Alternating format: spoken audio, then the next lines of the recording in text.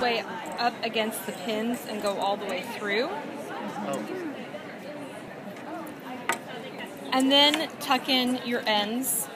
This end will get tucked in, and then this end will be over here when you tuck it in.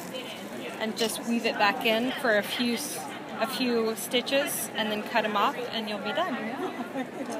And what can you make with these? You can make lots of different things. In the Zoom Loom box, we have 3 different patterns. We have the placemat, which we did with the Classic Elite Seedling, and that one you do have to do loose, really loose, to be able to do it, but it's a great weave. We did it so that you can stick it in the washing machine. It's 100% cotton.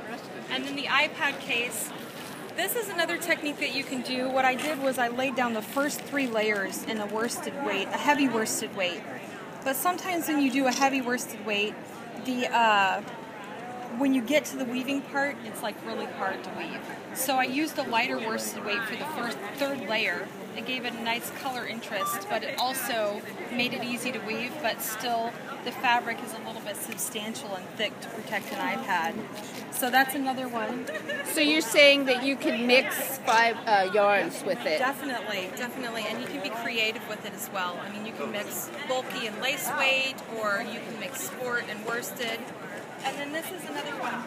We recommend starting with something like this because it's a wool, it'll stretch, and it'll be easy to kind of learn on. The scarf allows you to do a lot of squares at once, and so you get used to making squares, and then you can stitch them together in a little bit off-centered like this, so it doesn't need to be perfect. So that's kind of why we chose to do that.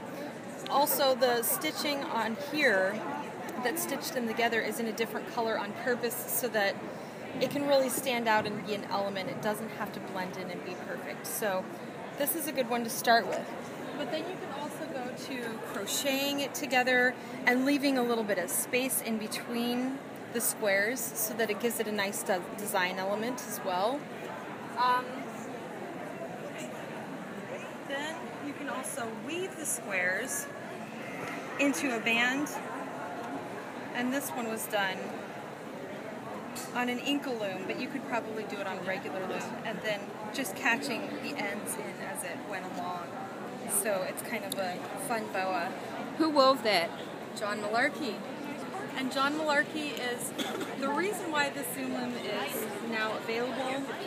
He took the standard pin loom and made a few good changes to it, and we incorporated them into our design. So. Thank you, John Malarkey. Thank you, John Malarkey, yes.